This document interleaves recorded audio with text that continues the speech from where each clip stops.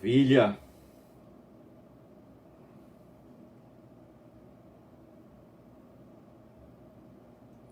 Glória a Deus, pessoal. Já estamos aqui ao vivo. Deixa eu ver se eu consigo...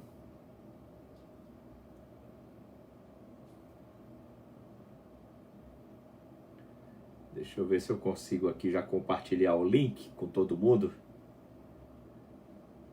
Para o pessoal já poder entrar. Todo mundo me ouvindo bem aí? Tá tudo certo? Imagem, áudio?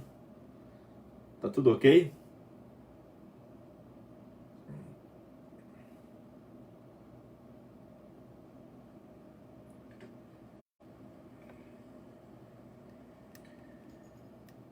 Maravilha! Glória a Deus, glória a Deus.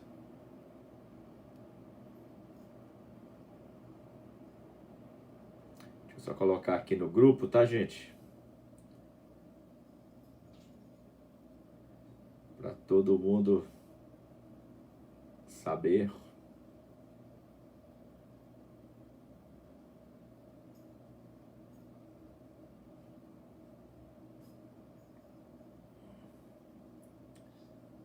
Maravilha, deixa eu ver aqui. Cadê o grupo da igreja, meu Deus?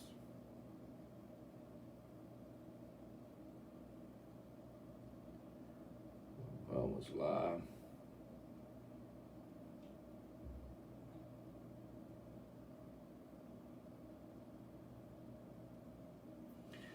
Ok.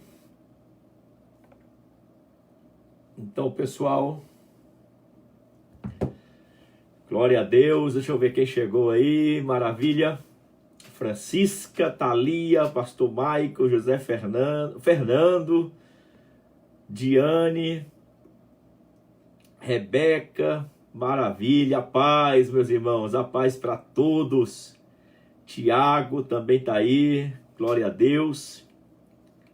Pastora Sandra também está aí, Ivanise, Shirlene, Regi, bom, Cláudio, glória a Deus. Também está Tina e João Henrique aí com o Tiago, bênção, glória a Deus. Marcélia também está aí, que bênção. Pastora Ana Carla, aleluia. Pastor Alexandre, Maria Cecília, Narinha, Emily, maravilha. Bom, Cláudio está dizendo que Imbiribeira está online, pessoal lá de Imbiribeira, que bênção, glória a Deus. Ok, bom, já que o áudio e a imagem tá ok aí, eu sei que tá um pouco escuro, né? Mas é o que nós podemos fazer aqui no momento. Faz parte, né, gente? O importante é o conteúdo, aquilo que vamos receber esta noite sobre esse tema tão sério, tão importante de seitas e heresias, que é o fator mentalidade. Oh, perdão. É que eu pensei agora no Renova Cristão.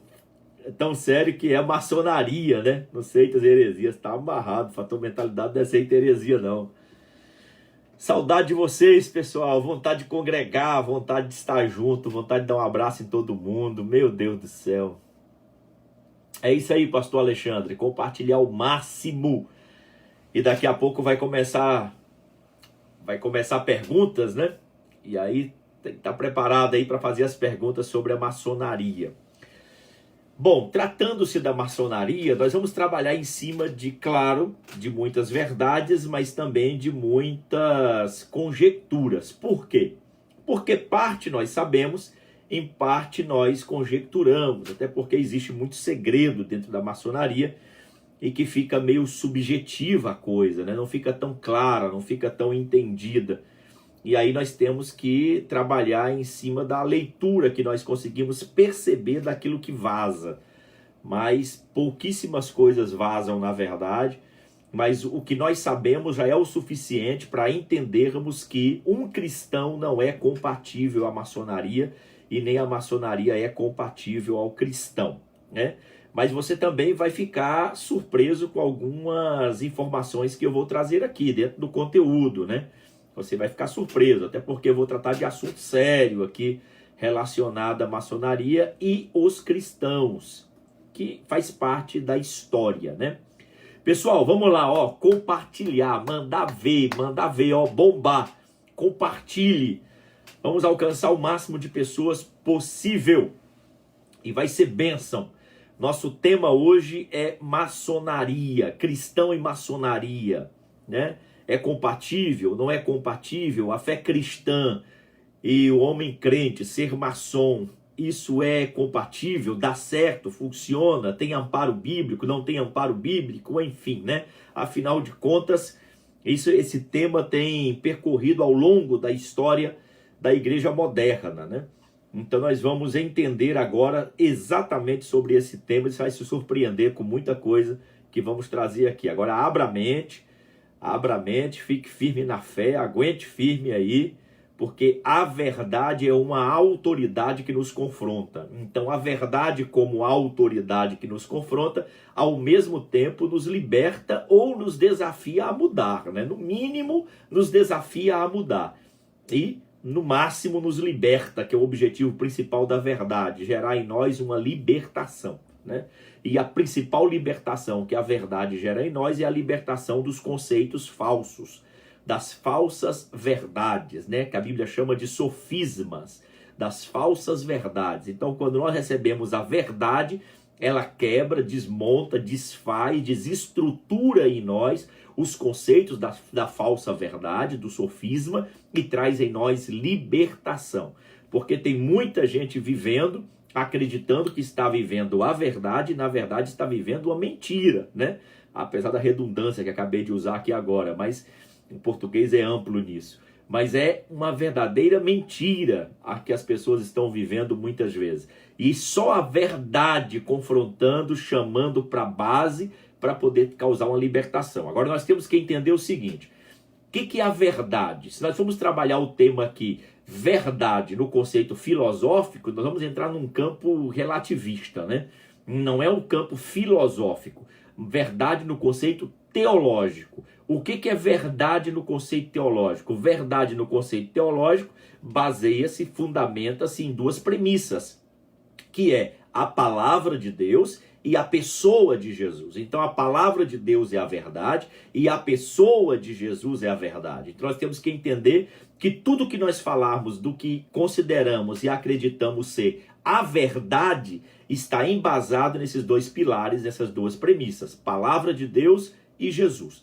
Então não tem como eu discutir com um filósofo sobre o que é a verdade, porque ele nunca vai tomar a palavra de Deus como sendo a verdade e nem a pessoa de Jesus como sendo a verdade. Eles sempre vão entender que a Bíblia é um tipo de verdade e que Jesus é um tipo de verdade. Eles não entendem como verdade como um todo. Então, o que eu vou ensinar para você aqui é tomando como base a palavra de Deus e a pessoa de Jesus como sendo a verdade. E na minha fé, a palavra de Deus e Jesus, ambos compõem-se a mesma coisa, é a verdade soberana. Essa é a minha confissão de fé, ok? Maravilha, vamos compartilhando aí com todo mundo. Eu sei que muita gente aí está curioso com respeito a esse tema e nós vamos aprender à luz da Bíblia. Muito bem, já vi que várias pessoas entraram aí, pastor Ed Carlos, pastora Cris, Adete, lá do Tocantins, foi minha ovelha lá em Figueirópolis, Dete, irmão Paulo, que bênção, Deus abençoe vocês grandemente, saudade de vocês aí no Tocantins, maravilha. Juliana Maciel também entrou, Cíntia, tá aí com a Cíntia, é fiel, tá sempre com a gente aí, maravilha Cíntia, que bênção. Ok, todo mundo ouvindo bem, todo mundo claro aí no áudio, no visual, na imagem, tudo certo? Então vamos para o conteúdo, ok? Já vamos para o conteúdo, então prepare-se aí para receber o Café com Verbo de hoje, que vai ser muito forte. E aí depois você vou abrir a pergunta, você pode perguntar à vontade, tá? Eu vou ministrando aqui, se você for fazendo pergunta, eu vou observando, vou olhando, E aí, se for dentro daquilo que eu estou falando e for cabível, eu já vou respondendo logo de imediato, ok? Então vamos lá. Vamos fazer uma oração? Pai amado, em nome de Jesus, nós te louvamos por este momento. Pedimos a tua bênção sobre este café com verbo e anulamos e repreendemos toda ação demoníaca, todo espírito que se levanta contra a tua verdade. E que os teus filhos e todos os que vão ouvir esta noite, esta palavra, em qualquer outro momento, que receba esta palavra, ó Deus, como vinda de ti, e que o Senhor possa falar profundamente em cada vida e em cada coração. Assim eu oro, creio e ministro em nome de Jesus. Amém e amém. Glória a Deus. Então, meus irmãos, que horas são agora? Deixa eu ver aqui o horário para poder ficar bem dentro. Ok. 20 horas e 19 minutos, já vai dar 20 e 20. Vamos fazer o seguinte? Deixa eu falar mais algumas coisas importantes para vocês aqui como curiosidade. Enquanto isso, a gente dá mais uns 5 minutinhos aí para você poder compartilhar com o máximo de pessoas. E assim, né, a gente dá mais chance das pessoas chegarem. Alguns chegam mais atrasados mesmo. E aí a gente começa às 20h25, eu começo a ministrar então o estudo, tá bom? Vai compartilhando então com as pessoas aí, chame o máximo de pessoas e vamos então falar sobre a maçonaria, ok? Bom, eu tenho sentido a falta de muita gente, né, na nossa igreja, no geral, né? Tanto daqui como de geral, no geral, da Grande Recife, enfim, em todos os lugares, tem a falta de muitos membros, principalmente aqui da Grande Recife, para poder participar conosco dos nossos dias oficiais de culto, né? Que é terça e o domingo são os nossos dias oficiais de culto. Os outros dias estamos fazendo live para alcançar a todos e levar a bênção espiritual a todos. Mas terça e domingo já eram os dias que nós congregávamos mesmo no prédio da igreja. Então, nada mais do que nós estarmos juntos na terça-feira, o Café com Verbo, entendendo que é um dia oficial da nossa reunião e do nosso congregar. Amém, irmãos? Então, é muito importante que você deixe isso programado, para poder não colocar nenhuma outra programação em cima disso, porque já é o nosso dia oficial e principalmente que é o nosso Café com Verbo, que é o nosso estudo sistemático da Palavra de Deus. E nesse estudo sistemático da Palavra de Deus, nós crescemos na graça e no conhecimento do Senhor, ok? Então é muito importante a gente congregar, inclusive online, né? Já que nós não temos opção, e aqui no Pernambuco a coisa agravou ainda mais. A partir de sábado agora, está decretado pelo governo estadual por 15 dias o lockdown, né? Apesar de que aqui não deram o nome de lockdown, aqui deram o nome só de quarentena mesmo, só que com todas as características de lockdown. Então, cidade sitiada, ninguém sai na rua, a não ser que vá ao supermercado ou à farmácia comprovadamente, carro vai sair com rodízio de placa, e somente as pessoas autorizadas, né, no modo geral de serviços necessários, é que poderão circular pela cidade. Então aqui nós estamos literalmente em estado de sítio. Por isso que inclusive nós paramos, não temos essa semana, de fazer a live, né, com todo aquele equipamento, toda aquela estrutura que nós estávamos tendo, como foi o culto de domingo agora. Vamos fazer assim até o dia 31 de maio, a live aqui de casa mesmo, enfim, né, com celular na frente, e é isso aí, para a gente poder alcançar os irmãos até passar esse lockdown e a gente possa voltar pelo menos amenizado, né, no regime aqui, porque tá bem pesado mesmo.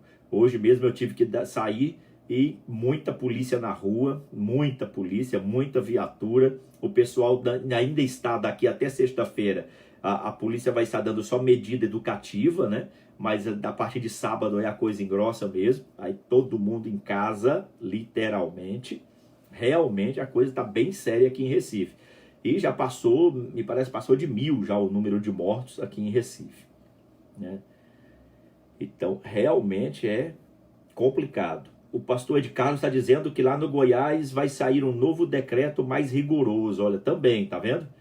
Vai também sair o decreto lá de lockdown no estado de Goiás. E aqui no Pernambuco começa a partir de sábado. Realmente a coisa engrossou.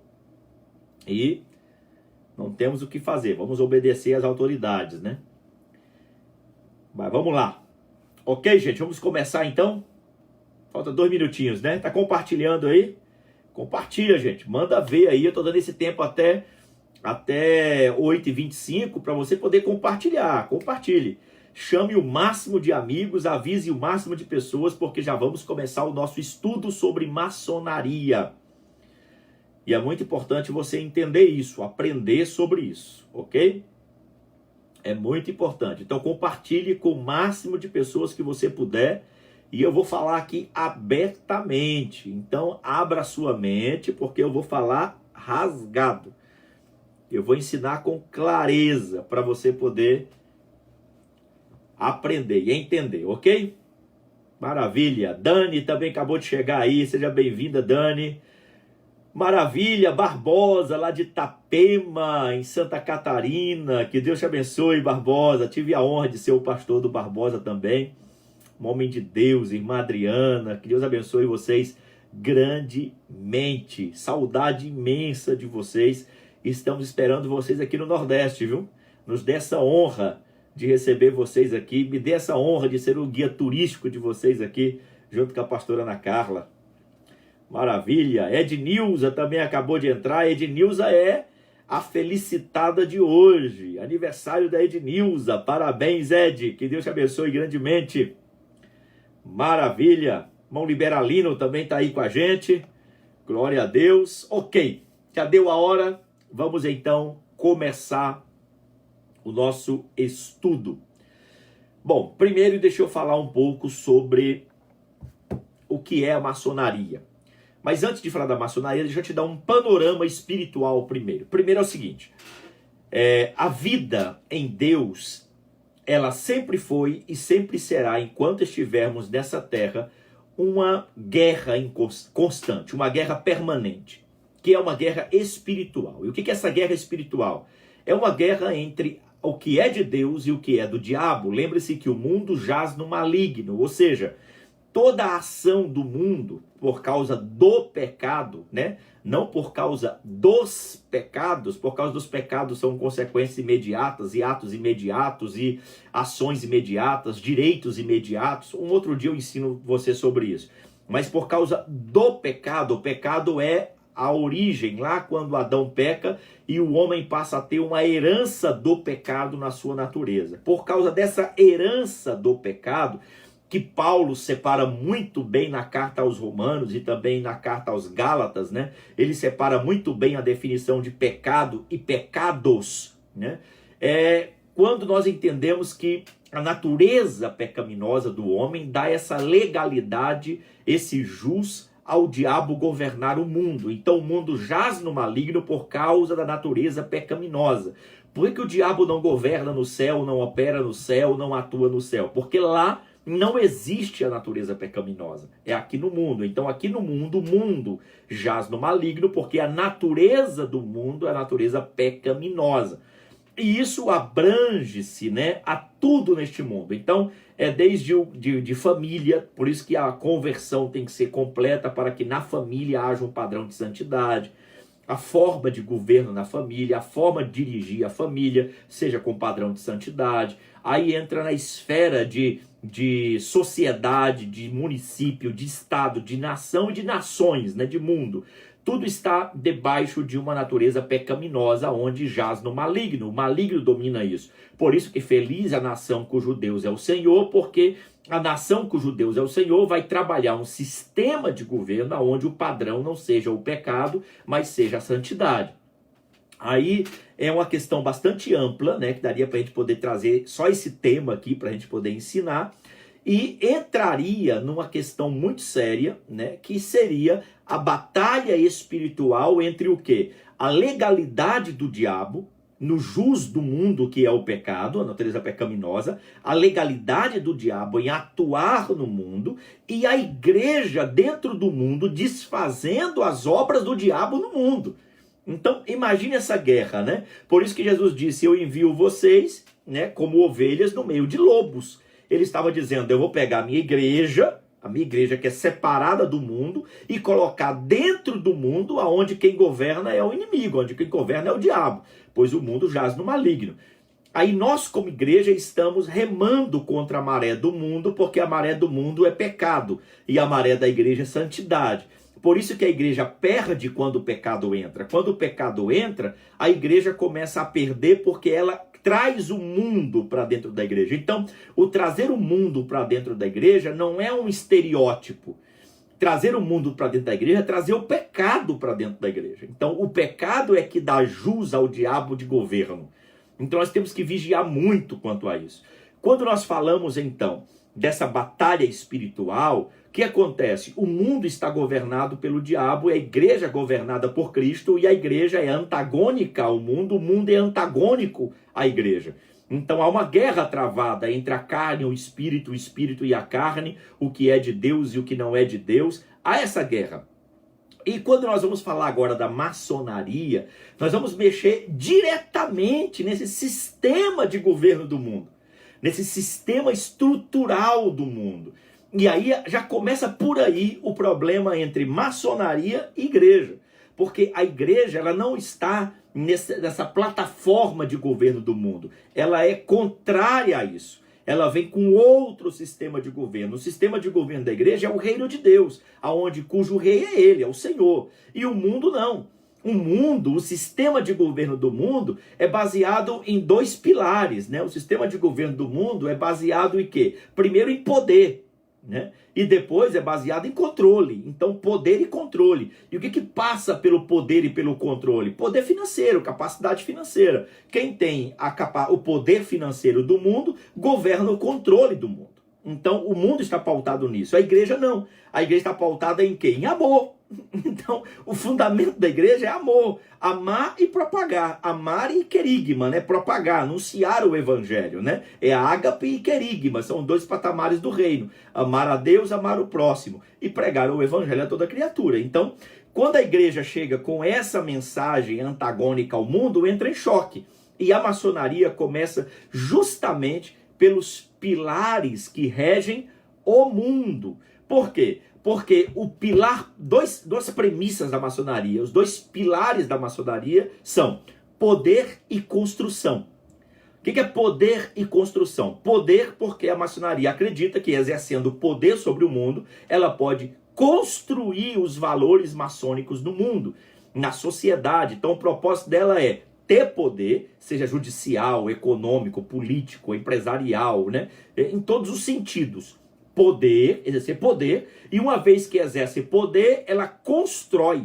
O que é construir aqui para o maçom? É construir os valores maçônicos. Então, ela vai construir a sociedade, ela vai construir a nação, ela vai construir o mercado, ela vai construir o poder econômico, ela vai construir os valores, ela vai construir tudo aquilo que organiza-se uma sociedade. Então, olha que visão tremenda de mundo que a maçonaria tem.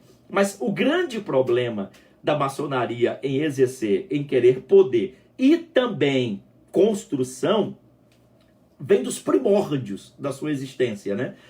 Aí vem muitos registros históricos da maçonaria. Um deles diz que nasceu em Nimrod, né? Quando foi construir a Torre de Babel, que na verdade era uma pirâmide, que é o símbolo da maçonaria, né? A pirâmide tem a ver com controle, né? E que no topo da pirâmide está um dos símbolos da maçonaria, que não está ligado à pirâmide, está acima da pirâmide, que é o olho que tudo vê, que é o olho de Gadu, né? Gadu é o grande senhor da maçonaria, que significa grande arquiteto do universo. Eles creem nesse ser que é o grande arquiteto do universo, que aí, como a maçonaria ela não tem exigência específica de qual credo alguém pode ter para entrar, qualquer credo entra, então lá tem espírita, lá tem evangélico, lá tem muçulmano, lá tem... Só não pode ter ateu, porque o maçom não aceita ateu, alguém tem que crer em alguma coisa superior. Então o Gadu do maçom, ele é o Alá, ele é o Buda, ele é Jesus, ele é o Elohim do judeu. Então o Gadu, o grande arquiteto do universo, é o Deus ecumênico da maçonaria, onde todos aqueles das religiões mais diversas que compõem a maçonaria seguem e denominam como quiserem, mas o Gadu é o da maçonaria, ok? Então esse poder que é exercido por essa pirâmide, que é um símbolo da maçonaria, o que acontece? No topo da pirâmide está o olho que tudo vê, que é o do Gadu. Você vai ver isso, sabe aonde? Você vai ver isso na nota de $1. A nota de $1 tem um símbolo da maçonaria.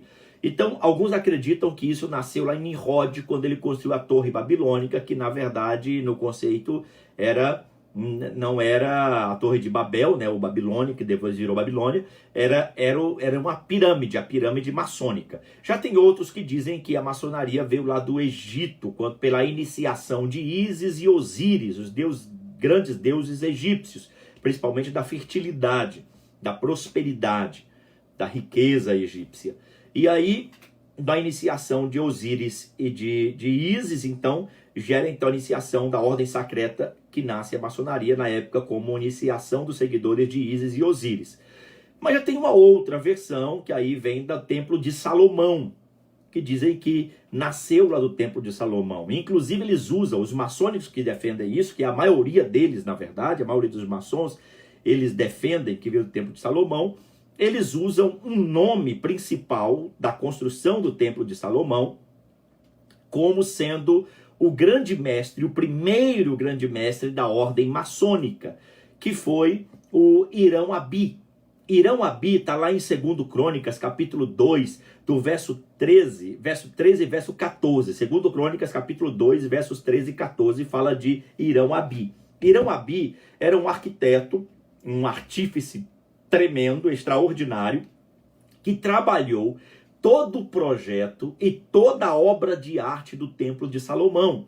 E ele era filho de uma mãe da tribo de Dan, então ele era judeu, né, da tribo israelita, da tribo de Dan, e o pai dele era de Tiro, então o pai dele era gentil, ele era misturado, né?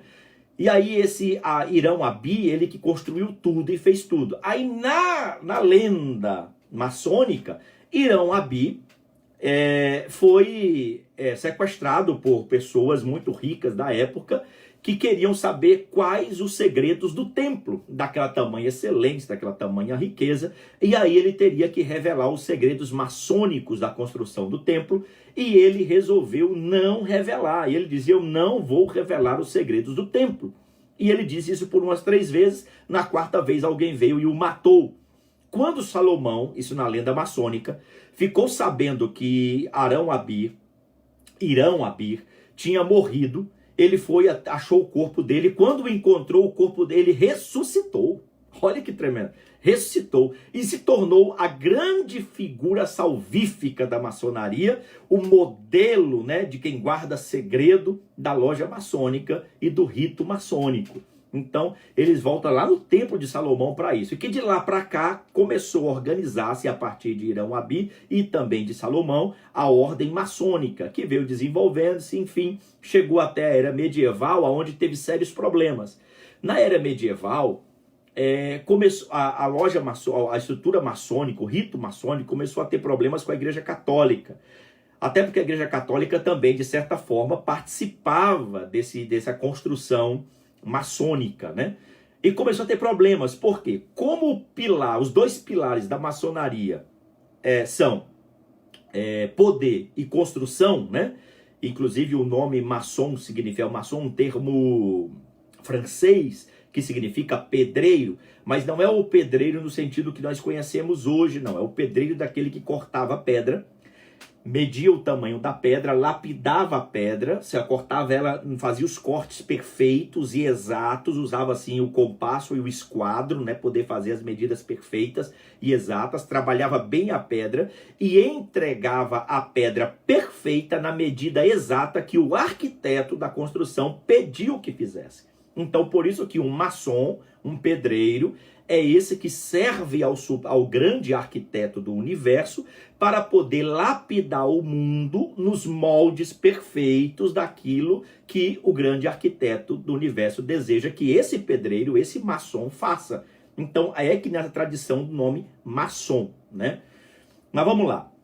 Aí na era medieval, eles tiveram problemas com a Igreja Católica, ao ponto de terem que fazer reuniões escondidos, porque a Igreja Católica também estava lutando pelas mesmas coisas, né? Poder.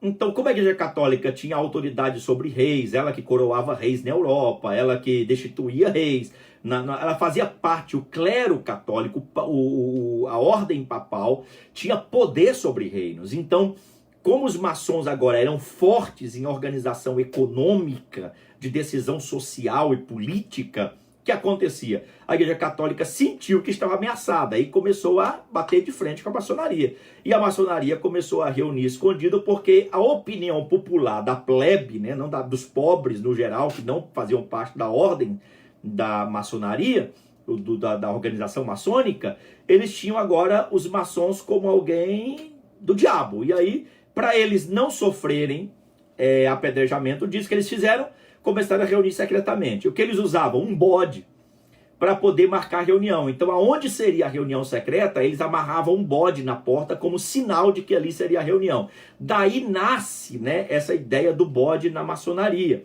E a ideia do bode na maçonaria se tornou respeitada. Hoje o bode é um símbolo da maçonaria por causa desse templo. Então, é um símbolo importante da maçonaria. Com o tempo foi passando, a maçonaria foi crescendo, o papado agora destituiu a maçonaria como algo aceitável, abominou, excomungou, enfim, até hoje a Igreja Católica não permite católico ser maçom, apesar de a maçonaria afirmar que existem padres maçons, mas a Igreja Católica, ela proíbe isso. Mas, bom, a maçonaria, ela se organizou de uma forma tão tremenda que os grandes líderes e grandes nações nasceram a partir da estruturação maçônica. Mas deixa eu dizer uma coisa para você. O problema da maçonaria não é a organização dela, é muito forte a organização. O problema são os ritos dela. Os ritos. Por quê? Eu até vi um grão-mestre maçom, ele dizendo o seguinte, que a maçonaria não é uma religião, mas é de prática religiosa. Ela é de caráter religioso, mas ela não é uma religião. Bom, vai explicar isso, né? É de caráter religioso, mas ela não é uma religião. E os maçons, então, têm ritos muito pesados lá, que não são compatíveis com a fé cristã. Por exemplo, a iniciação, só para você ter uma ideia, a iniciação, o noviço ali, o iniciado, logo de cara ele vai para uma sala de reflexão, onde ele vai ler frases lá, né? Onde ele se compromete com toda a sua vida, enfim, para poder seguir a lei maçônica, a ordem maçônica, o rito maçônico.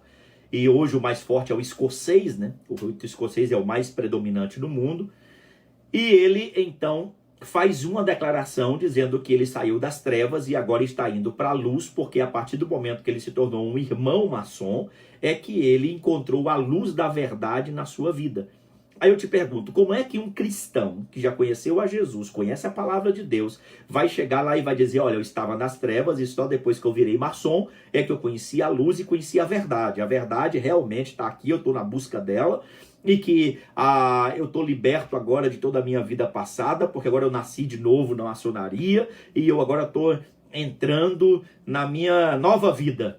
Sendo que o Evangelho já fez isso, Jesus já fez isso, a obra de regeneração de Cristo já fez isso na vida daquela pessoa. Então não tem como um cristão, estou falando só da iniciação, só do primeiro nível, tá?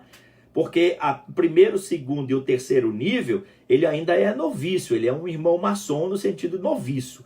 Do quarto nível é que ele começa a ser chamado de mestre, né, maçom. Ele é mestre maçom a partir do quarto nível. Aí vai mestre maçom até o 33º nível, né? São 33 níveis na maçonaria.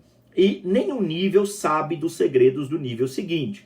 Então, cada vez que tem uma escalonada de nível, você vai descobrindo novos segredos. Então, quem está no nível 10 não tem a mínima ideia do que existe no nível 11. Ele só vai saber quando ele passar de fase, subir de nível. Então eles guardam o mesmo segredo.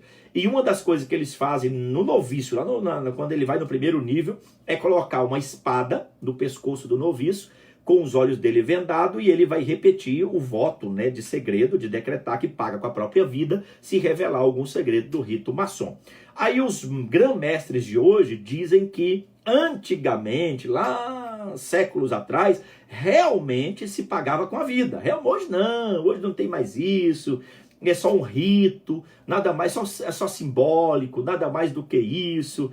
É um simbólico que ninguém ousa falar, né? Engraçado. Eu conheci 2 pastores que foram meus amigos, os 2 já morreram. Os 2 pastores foram meus amigos, os 2 foram grã-mestres, todos os 2 chegaram ao grau 33. Foram líderes, né? Foram grã-mestres de lojas, mas nenhum deles ousava falar para mim tudo o que sabia. Ficava desconversando, falando superficialmente. Eu estou falando de pastores, 2 pastores amigos meus que eu conheci, que foram maçons e ainda assim morreram e não revelaram nada. Ficaram, não, tem segredo não, isso é conversa do povo. É só uma reunião entre amigos, entre irmãos, a família maçom, que só quer fazer o bem. E ficava nesse subjetivo. Nunca entrava de verdade naquilo que realmente eu queria saber. Então, isso porque é só um voto de rito. Só um rito, nada mais do que isso, né? Aí antigamente, né, pagava com a vida. Hoje não paga mais não, mas ninguém fala nada porque todo mundo é fiel. Pense num povo mais fiel do que crente. Fiel, fala nada. Então, nesses ritos, no primeiro rito, que é o rito da iniciação, já não cabe para um crente entrar, porque fica totalmente fora do propósito do evangelho, só no primeiro nível.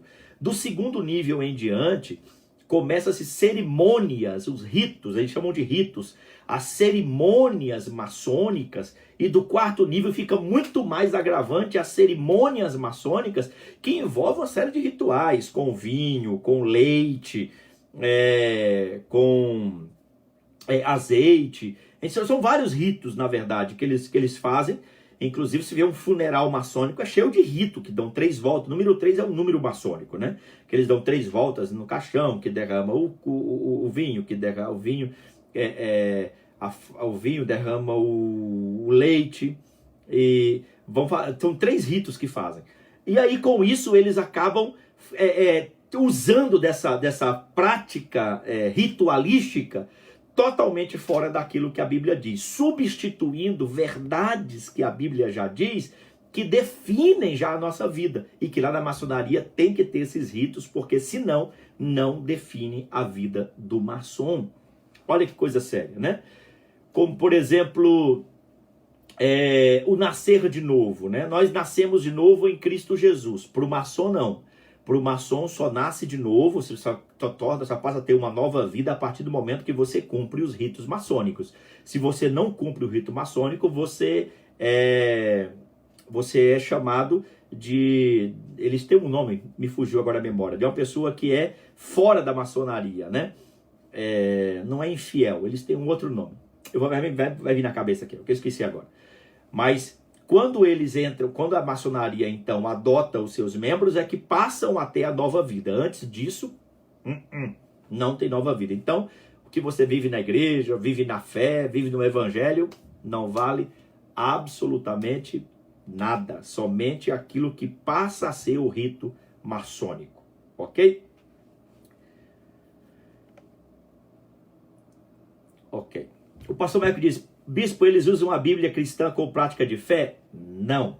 Eles usam a Bíblia no seguinte: todo rito maçônico, a Bíblia é colocada sobre uma mesa, e em cima da Bíblia é colocado o compasso e é colocado aquela régua, né? O esquadro. Então põe o compasso e põe um esquadro em cima da Bíblia.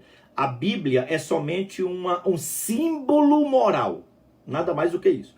Eles não estudam a Bíblia, não usam a Bíblia como base de fé, ela só é um símbolo moral. E aí eles colocam o esquadro e o compasso em cima para poder fazer os juramentos deles e os rituais deles, para validar os rituais diante de toda a loja, né? Mas não é usada como regra de fé em maneira alguma. Até porque se eles forem usar, no caso, por exemplo, uma loja maçônica que esteja lá no país islâmico, aí já não é a Bíblia, é o Alcorão que eles colocam lá. Então é somente um símbolo de moral, nada mais do que isso. Ok, pessoal? Vamos lá. Se quiserem fazer pergunta, pode ir que eu vou respondendo, tá? Eu já vou só seguir o roteiro aqui.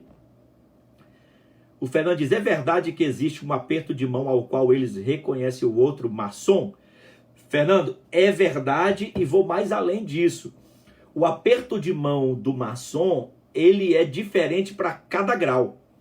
Então, cada aperto de mão define o grau. Por exemplo, você apertar, dar um aperto de mão e apertar com o polegar aqui na, não dá para ver, né? Na chave aqui, ó, é o aperto de mão do noviço, né?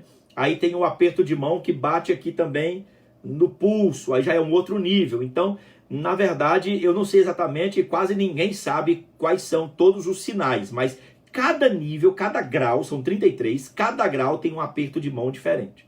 Que a partir do momento que ele chega e aperta a mão do outro maçom, mesmo que nunca viram na vida, mas se encontraram, digamos, não se conhece, duas pessoas, mas pegaram na mão. Quando pegaram na mão, só no pegar na mão, um já sabe de qual grau é o outro. Só pelo aperto de mão. Opa, isso aqui é grau 10, o outro, isso aqui é noviço. Opa, isso aqui é igual com a grau 32. Só pelo aperto de mão já sabe que grau é o outro. Várias cidades na Paraíba têm esse símbolo. Bom, isso aí é muito importante você falar, pastor Michael, porque muitos países, muitas cidades foram fundadas pelos maçons, inclusive o Brasil. O Brasil, Pedro Álvares Cabral era maçom, grau 33. Dom Pedro I era maçom, grau 33. Só para você ter uma ideia, o hino maçom do Brasil, quem fez foi Dom Pedro I. Então, os maçons fundaram muitos países. Os Estados Unidos foram fundados praticamente por muitos maçons. Washington foi toda projetada por maçons. Inclusive tem vários símbolos maçons em grandes estruturas públicas de Washington, nos Estados Unidos. O dinheiro americano, a moeda americana tem símbolos maçons. Então, os maçons, lembra que o pilar da maçonaria não é poder e construir? Então, eles têm no meio deles, né, autoridades de todas as áreas, todos os setores, empresários mais ricos do mundo, tudo dentro do contexto da maçonaria, e ali eles decidem o mundo. Olha que coisa séria. E eles são fiéis nos ritos deles. São fiéis nos ritos deles. Então, sim, por isso haver muitos símbolos maçônicos em muitos lugares, né? Ok? Eles também usam 3 pontos para assinatura. Por que esses símbolos? Bom, Regina, é o seguinte, não é obrigatório os maçons usarem os 3 pontinhos em forma de pirâmide na assinatura, mas é sim um símbolo usado na assinatura que muitos maçons usam. 3 símbolos em forma de pirâmide, porque a pirâmide é a base estrutural da visão maçônica. Lembra que é poder e construção, então a pirâmide é o maior símbolo de poder e construção, né?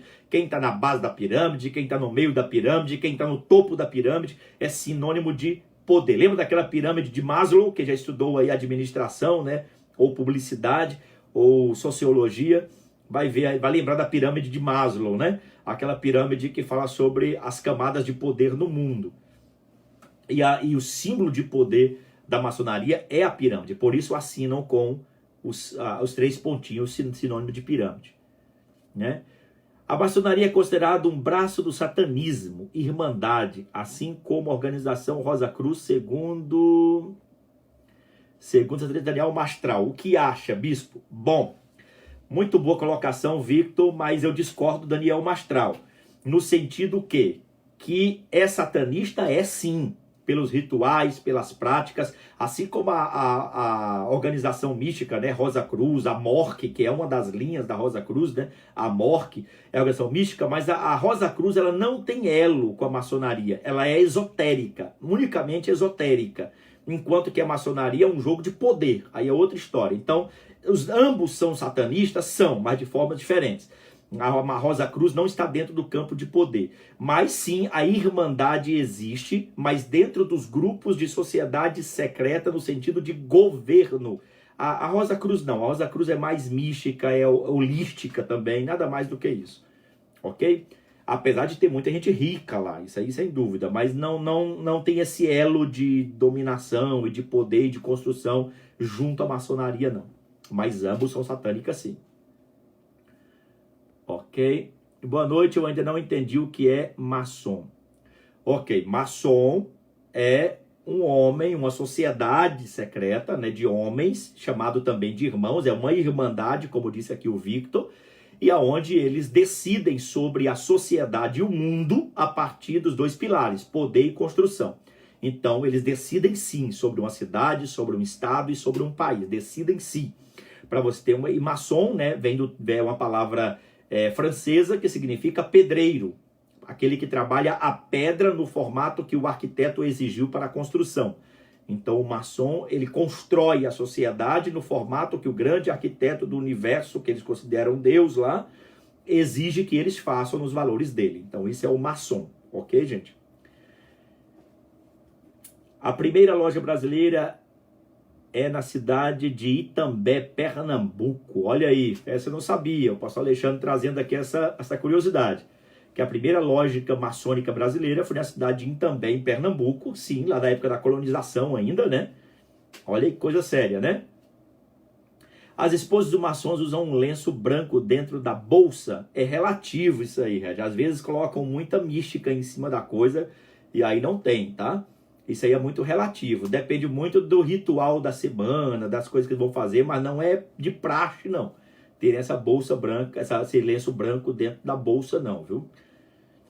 Como uma pessoa é escolhida para entrar na maçonaria? Só tem duas formas de uma pessoa entrar na maçonaria. A primeira, ela manda uma solicitação para a loja maçônica. Aí a loja maçônica vai fazer uma varredura da vida dessa pessoa, para depois, em decisão lá da loja, aceitar ou não. Mas a mais comum é a convite de um maçom. Então, um maçom faz o convite e dá a indicação para a loja, e aí ele vai ser avaliado, vai ser sabatinado, né? Vai ser vista a vida dele, vai ser feito, faz sabatinado. Aprovado, ele vai para o rito de iniciação. Mas o mais comum é a convite mesmo, é a convite de um maçom que o indica para entrar na loja. Deixa eu ver o que mais. Existem divisões dentro da maçonaria, como existem outras religiões, pentecostais, tradicionais, etc. O Eric está perguntando. De certa forma, sim, de certa forma, não. Por quê? Existem o rito inglês, né, que é onde eles consideram a loja sede mundial, está lá em Londres, que é enorme a loja, para você ter uma ideia. Né? E existe o rito escocês, que é o mais comum pelo mundo. Mas, de certa forma, são interligados. Não tem tanta diferença, não. Existe, sim, uma vertente maçônica, em alguns lugares, que aceita mulheres entrarem. Mas é a minoria da minoria. A maioria não tem mulheres, só homens mesmo. Então, não tem muita ramificação, não. Tem gente que defende que aí nós não temos provas, né? Isso é especulação. Nós não temos provas de que o Rotary Club, o Lions, todos são braços da maçonaria. Nós não temos prova disso, mas é possível, né? Mas não há prova sobre se que Lions e Rotary Club também sejam braços da maçonaria. Ok? Uma vez a pessoa ingressa na maçonaria, existe forma de sair da irmandade? Bom, segundo ele, sim. É só renunciar, pedir para sair e tchau. E assinar um termo lá de que nunca vai revelar os segredos e ponto final. Isso é o que dizem. Na prática, nós não sabemos bem ao certo. Até porque é muito difícil você achar aí um monte de ex-maçom, né? Pense aí, você aí, na sua lista de amigos, quem é ex-maçom. Pense aí. É muito difícil, né?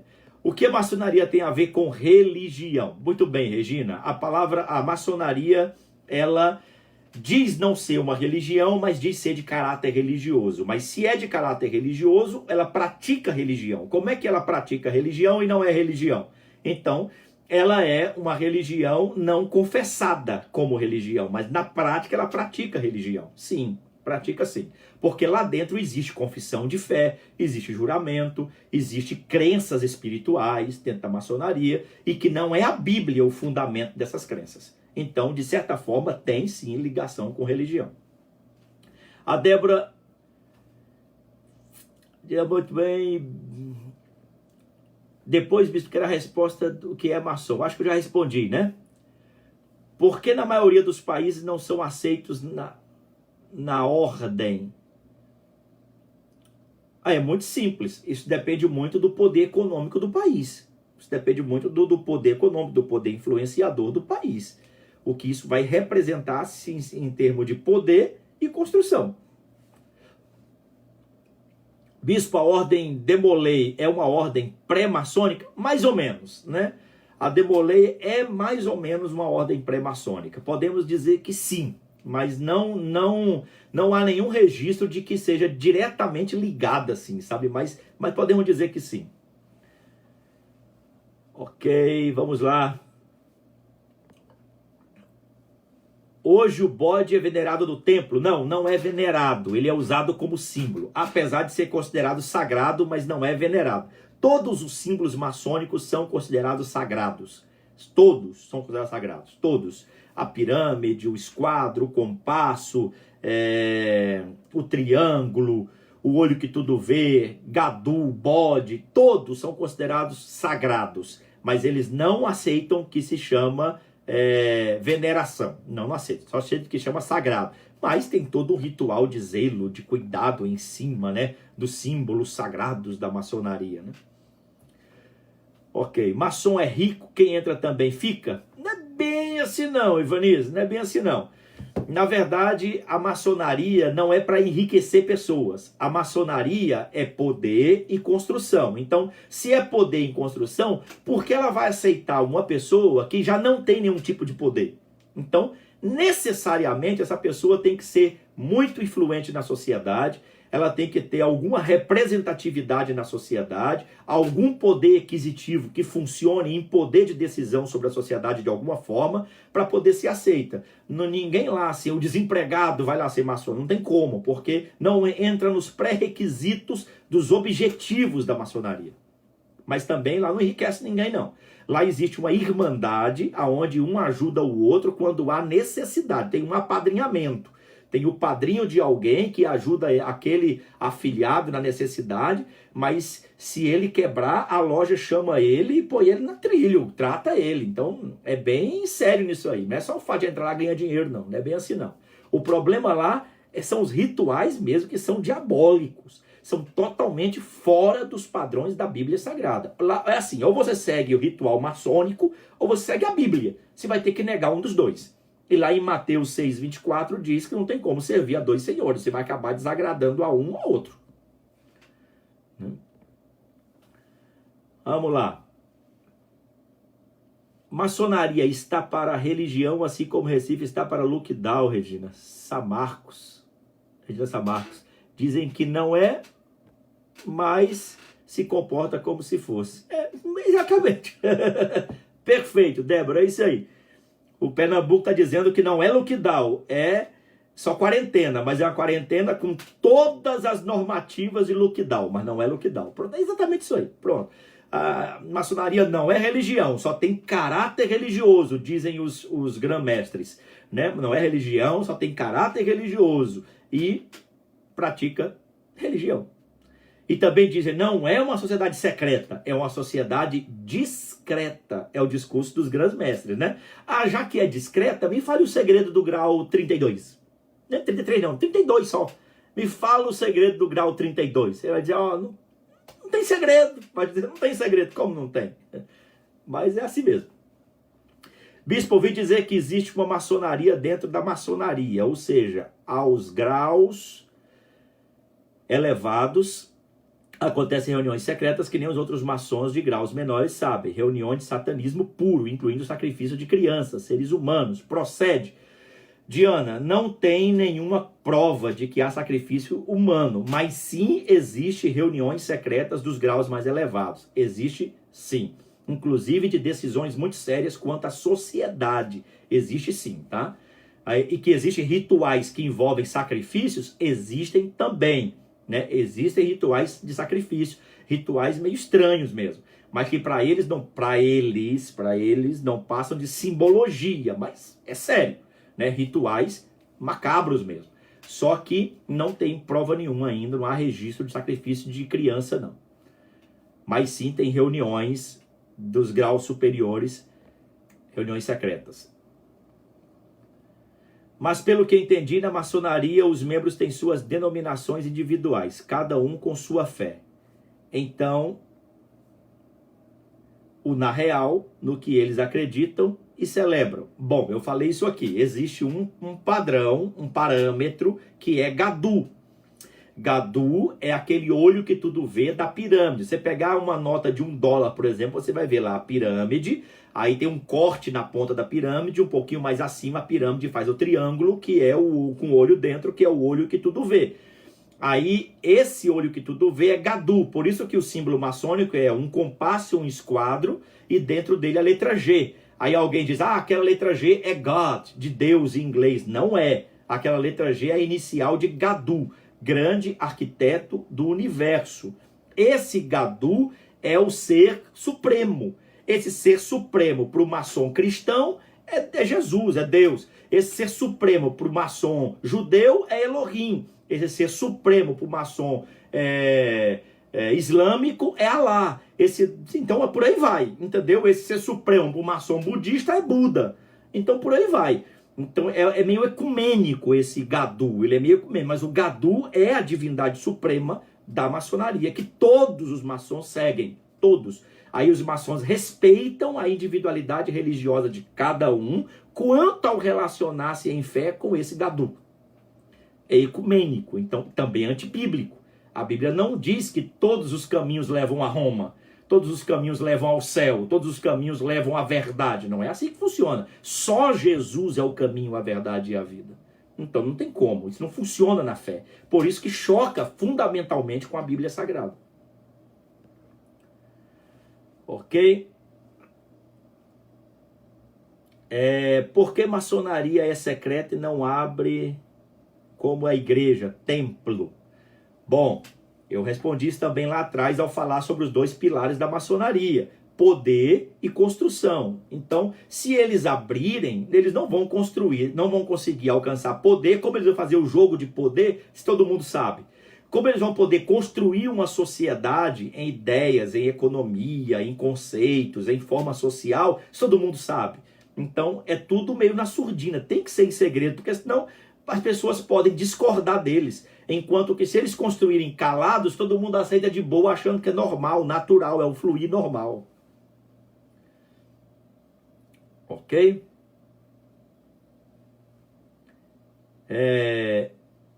Existe alguma ligação da maçonaria com os Illuminati? Bom, aí há uma teoria, né? Uma teoria que diz que a maçonaria, na verdade, tem um grupo de elite nela que compõe os Illuminati. Que os Illuminati é o ápice da maçonaria, que são aqueles que decidem o mundo, né? São aqueles que realmente têm poder econômico para decidirem o mundo. Esses compõem os Illuminati, que também vem lá da época, inclusive, historicamente, você vai ver que até papas fizeram parte de grupos Illuminati. Então você vai ver na história grandes nomes fizeram parte de conjuntos de grupos assim, que realmente decidiam o mundo, né? E os Illuminati, sim, tem a ver com maçonaria, e maçonaria tem a ver, sim, com Illuminati. O difícil é definir exatamente no quê, mas sim, são coisas que decidem o mundo. Vamos lá.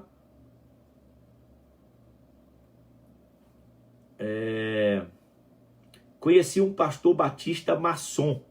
60% dos irmãos não o via com bons olhos. Irmão Durval, você tocou num assunto muito sério. Deixa eu explicar uma coisa para vocês. Aguentem aí. A Igreja Batista, quando ela nasceu, principalmente nos Estados Unidos, que ela começou a desenvolver-se, estruturar-se nos Estados Unidos, foi num período de muita guerra entre o catolicismo e os maçons. E aí, como os católicos estavam brigando com os maçons, aquela confusão toda, e os protestantes estavam fazendo nascer os Estados Unidos, o que eles fizeram? Os maçons começaram a financiar a obra batista americana. Então, os batistas americanos nasceram por apoio, financiamento maçônicos, e muitos pastores da Igreja Batista Americana eram maçons. Quando a Igreja Batista nasceu no Brasil, que enviaram os primeiros missionários, tem uma ideia, os primeiros 3 missionários, eles foram enviados pela loja maçônica americana. Inclusive um deles, o primeiro deles, foi consagrado a pastor dentro de uma loja maçônica, que é a Batista Brasileira, tá? É da Convenção Batista Brasileira, Batista Tradicional.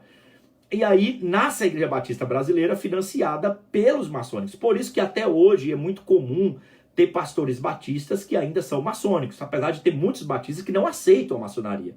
Hoje tem muitos pastores batistas que são contra a maçonaria, mas ainda tem pastores batistas que são maçônicos por causa da origem. A igreja presbiteriana no Brasil, ela nasceu totalmente maçônica. A igreja presbiteriana europeia, ela nasceu totalmente maçônica. Inclusive, toda a estrutura de governo da igreja presbiteriana é o mesmo formato de governo maçônico. É a mesma estrutura do Supremo Concílio, do presbitério, dos concílios regionais, né? A mesma coisa, a mesma estrutura. A constituição da maçonaria é muito semelhante ao manual presbiteriano. É muito semelhante, até porque foram maçons que escreveram, pastores, reverendos maçons que escreveram o manual presbiteriano. Apesar de que recentemente o Supremo Concílio Presbiteriano lançou uma nota dizendo que não é mais compatível com a fé cristã a maçonaria. Tem uma nota do Supremo Concílio Presbiteriano agora, recente, há poucos anos atrás, dizendo que não é compatível a fé cristã com a maçonaria. Mas ainda assim tem muitos reverendos maçons, presbiterianos, que ainda são maçons. Mas essas duas igrejas históricas, batistas e presbiterianas, vêm de origem maçom. Ok? Deixa eu ver aqui. Antigamente havia um mistério em torno do maçom. Ninguém sabia quem era ou não. Hoje é mais escancarado. Eles usam anéis, adesivos nos carros, como se fizessem questão de se identificar um para o outro. Exatamente. Mas porque hoje a tolerância é maior, né? Antigamente não havia tanta tolerância. Hoje a tolerância é maior. Em tudo, né? Não é só no maçom, não. É em tudo. Deixa eu ver aqui. É possível grandes pastores e cantores gospel famosos fazer parte da maçonaria? Alguns deles atualmente usam alguns sinais discretamente em suas igrejas, vídeo, etc. Olha, Ivanise, tem muitos pastores de nome no Brasil que dizem que o povo diz que é maçom, mas não são maçons, tá? E, apesar de eu discordar das ideias de alguns deles teologicamente, mas eu não vou ser injusto, né, com eles em ir na onda dos outros. Como, por exemplo, né, dizem que o Manuel Ferreira da Madureira é maçom, ele não é maçom. Dizem que o Silas Malafaia é maçom, ele não é maçom. Dizem que o Marco Feliciano é maçom, mas ele não é maçom. Então, tem muita mentira em cima disso também, né? Mas, sim, tem pastores maçons. Mas desses famosos que estão em evidência aí, não tem nenhum, assim, maçom não, tá? Mas nós temos pessoas famosas maçons. Por exemplo, nós temos o Sérgio Moro que é o juiz. Nós temos o vice-presidente da República, o Mourão, que é maçom. Então, temos sim várias pessoas de nome aí que não necessariamente são pastores, né, famosos, mas são grandes pessoas de autoridade aí que sim, são maçons.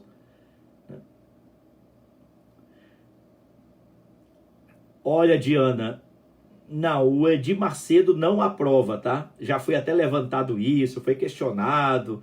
Não há provas de que ele seja maçom. Apesar de eu não saber de nenhum pronunciamento dele a respeito disso, mas não há prova. Há só conjecturas a respeito disso. Não há prova nem de que ele é e também não há prova de que ele não é. Nós não podemos fazer juízo sem provas, tá? É muito sério afirmar isso aí. Por exemplo, eu vi um cara no YouTube falando que uma certa pessoa de autoridade no Brasil era maçom, porque na hora que ela foi falar, ela fez um sinal com a mão, e no sinal que ela fez com a mão, ela fez um gesto, sei lá o quê, e que deu, acho que foi isso aqui assim, ó. Aí deu a entender que ela era satanista e maçom. Aí é complicado. Às vezes o gesto da mão de uma pessoa num movimento pode sair qualquer coisa. Então é complicado. Não dá para poder ficar fazendo juízo só pela imagem que está vendo, tá? Eu prefiro falar de quem é com comprovação. Eu prefiro falar assim, ok? Até porque eu estou colocando a dignidade, né? A dignidade cristã de uma pessoa em jogo. E eu acho isso muito sério, né? E não vamos ser desonestos com os fatos. Que a maçonaria é satânica? É. Mas por causa dos rituais, das práticas não compatíveis com o evangelho. Literalmente, a verdade não é na maçonaria, a verdade está em Cristo. A verdade não é ecumênica. não é sincrética, a verdade é Cristo, então não tem outro meio, não é incompatível com a prática maçônica, né? Agora, eu não posso sair dizendo que todo mundo é maçom aí, sem ter provas disso, de maneira nenhuma. Ok, gente? Então, deu para entender alguma coisa aí com respeito à maçonaria? Então vamos lá.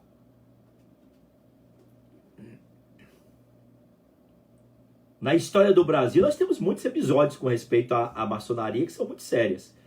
Então, se você me perguntar, e se tiver um membro da igreja que seja maçom? Ok. Vou responder essa pergunta com muita clareza para você poder entender. Nosso ensinamento aqui não é contra o maçom. O nosso ensinamento aqui é de discordância com a prática maçônica. Então, eu posso ter um membro maçom, discordar da prática maçônica e assim amá-lo.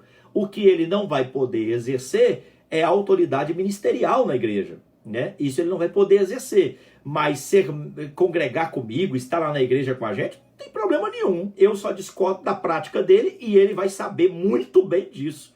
Mas a pessoa dele tem que ser amada. Como um homossexual. Se um homossexual for congregar com a gente, eu não sou contra o homossexual. Eu sou contra a prática dele, a homossexualidade.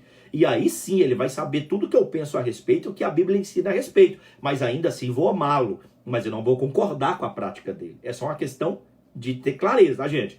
Porque nós temos mania de deixar interferir uma coisa na outra. E não podemos. O evangelho é maior em amor para com a pessoa, mas o evangelho não é passivo para com a prática de ninguém. E aí nós temos que aprender a viver. Ok? Esse sinal que o Senhor fez em Libras significa eu te amo. Se usa na maçonaria?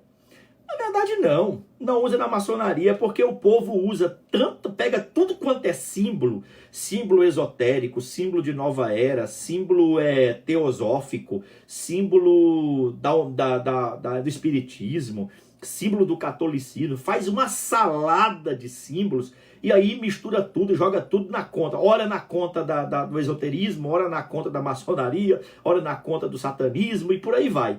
Mas na verdade, esse gesto de símbolo aqui, muitas vezes, faz parte do show de rock. Então depende da aplicação dele. Como por exemplo, aquela mãozinha do WhatsApp. Não tem aquela mãozinha assim do WhatsApp?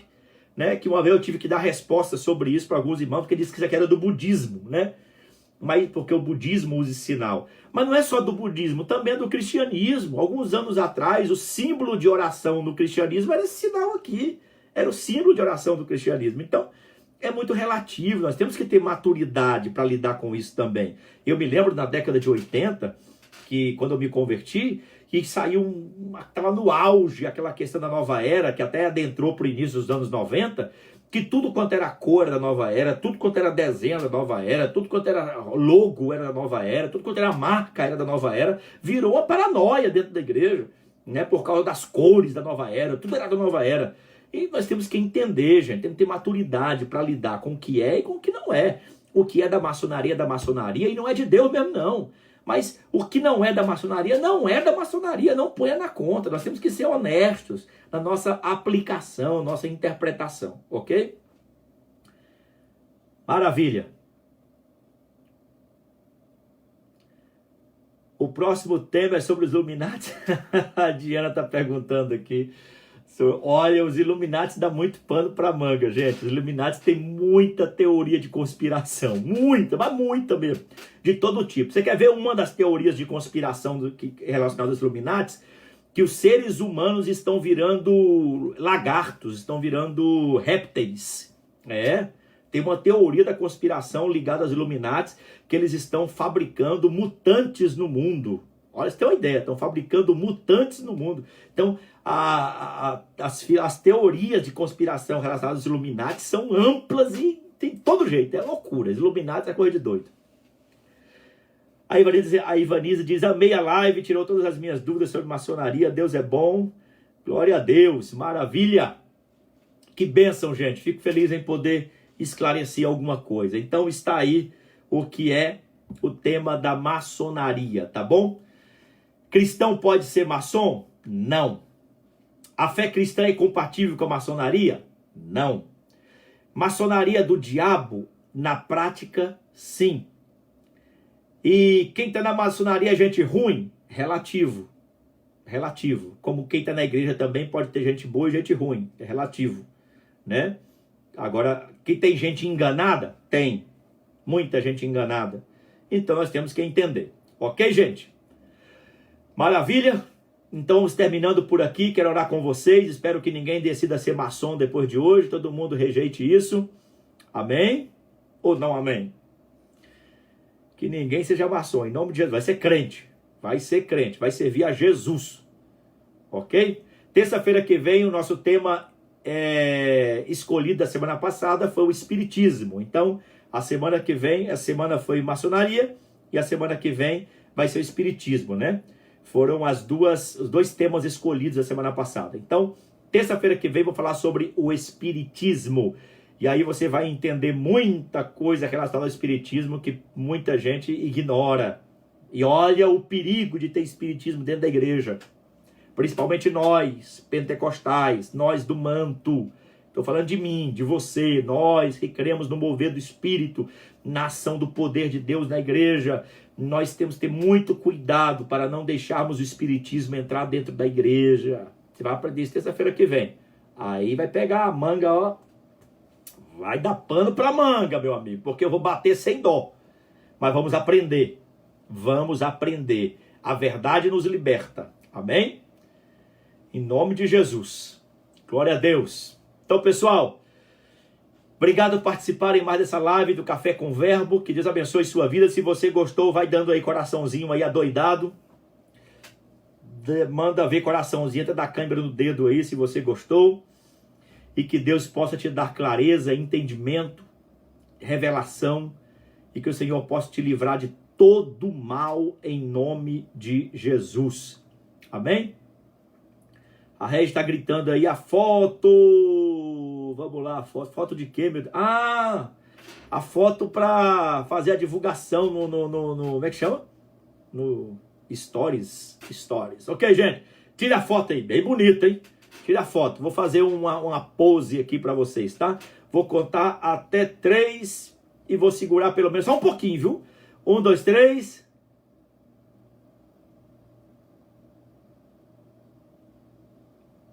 Ok, tá bom, cansou minha beleza. Maravilha, gente. Terça-feira que vem, então, vamos estar com o tema Espiritismo, falando sobre seitas e heresias, ok? Deus abençoe sua vida grandemente.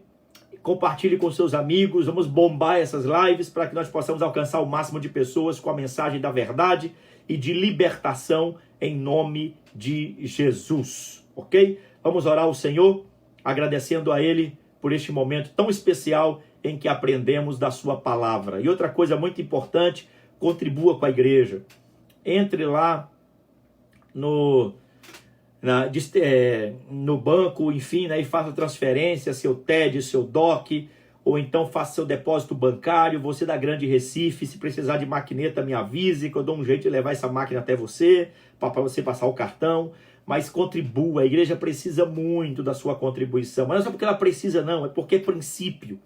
É princípio da generosidade, você ofertar, você dizimar, você contribuir, ser fiel na sua mordomia cristã. Faça isso com prazer, que Deus vai te honrar muito, não por barganha, porque você acionou o princípio. Ele vai te honrar muito, vai te abençoar muito. Amém? Contribua. Alguém vai colocar a conta da igreja aí para mim? Por favor, coloque a conta da igreja aí nos comentários. Pegue a conta da igreja, faça a transferência. E Deus vai honrar muito você, vai abençoar muito você. Nós estamos trabalhando duro, mesmo na quarentena, trabalhando duro para fazermos o melhor como igreja. Estamos trabalhando algumas coisas no prédio, reformando lá o que pudermos no prédio da igreja. Estamos distribuindo marmita, distribuindo cesta básica, distribuindo kit de higiene, distribuindo água. Infelizmente agora nós vamos ter que parar essa semana até o dia 31 por causa do decreto do governo, que nós não poderemos mais fazer isso, mas assim que passar o decreto, nós vamos voltar com a atividade de assistência aos mais necessitados, e em nome de Jesus vamos continuar fazendo essa obra. Assim que vem passar a quarentena, vamos começar o nosso curso de graça para os alunos que vão se preparar para o Enem, tudo de graça, em nome de Jesus. E tudo isso acontece com a sua contribuição, com o seu dízimo, com a sua oferta. Então faça isso. A Tina colocou aí a conta da igreja. Então pegue a conta da igreja, faça sua contribuição, faça sua transferência, faça seu depósito, deixa Deus te usar. O quanto que você puder colocar já é bênção, contando que você participe conosco desse propósito. Amém? Vamos orar e agradecer a Deus por esta noite. Pai, muito obrigado por esta noite, obrigado pelo ensino, obrigado pela tua palavra. Nós não queremos servir a dois senhores, nós servimos a ti e não aceitamos, Pai, negociar a nossa fé com absolutamente nada e nem ninguém. Guarda-nos, proteja-nos e abençoe os teus filhos que participaram desse Café com o Verbo e que o Senhor possa dar clareza e entendimento aos teus filhos e assim possamos crescer cada vez mais. Assim oramos em nome de Jesus. Amém e amém.